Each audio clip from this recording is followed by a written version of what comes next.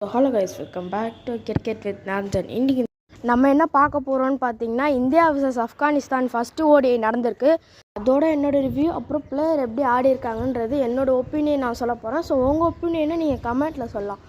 First Afghanistan batting ஆடினாங்க. So பார்த்தீங்கன்னா பேட்டிங்லேயே மழை வந்த காரணத்தினால 50 ஓவர் மேட்ச்சு 25 ஓவராக மாற்றிட்டாங்க. ஆனால் நான் பார்த்த வரைக்கும் மழை பெஞ்சினே தான் இருந்துச்சு, நடுவில் நின்றுச்சு. அதுக்கப்புறம் நான் பாதி மேட்ச் பார்க்கல, நடுவில் கொஞ்சம் தான் பார்த்தேன். ஸோ அதனால் எதாவது தப்பாக சொன்னேன்னா கீழே கமெண்ட்டில் சொல்லுங்கள். ஸோ பார்த்தீங்கன்னா ஆப்கானிஸ்தான் பேட்டிங்கில் ரஹமதுல்லா குருபாஸ் தவிர யாருமே அடிக்கலை.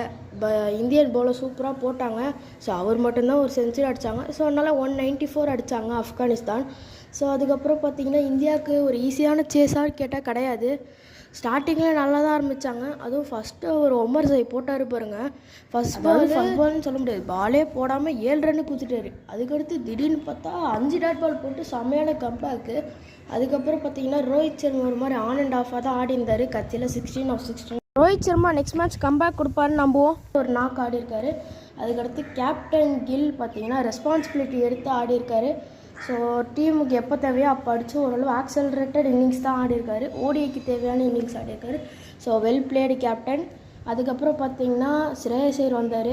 அதுக்கு முன்னாடி இஷான் கிஷான் வந்தார். அவர் கொஞ்சம் அடித்தார், போயிட்டார் 30 ரன் அடிச்சுட்டு.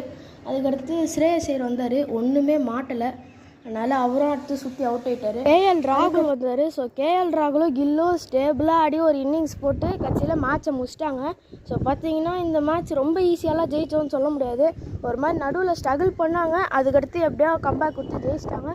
ஸோ இதே மாதிரி இந்தியன் டீம் ஆடிச்சுன்னா கொஞ்சம் பெரிய ஸ்கோர் வந்துச்சுனாலே ஸ்ட்ரகிள் பண்ண சான்ஸ் அதிகம்.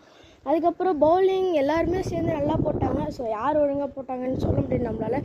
ஒரு டீம் ஒர்க்காக பண்ணியிருக்காங்க பவுலிங்கு. அப்புறம் பேட்டிங் யாருமே ஒழுங்காக இல்லை, இந்த சின்ன சின்ன நாக் தான் ஆடுறாங்க. ஸோ சின்ன சின்னதையும் கன்வெர்ட் பண்ணி பெருசாக எடுத்துகிட்டு போகணும்.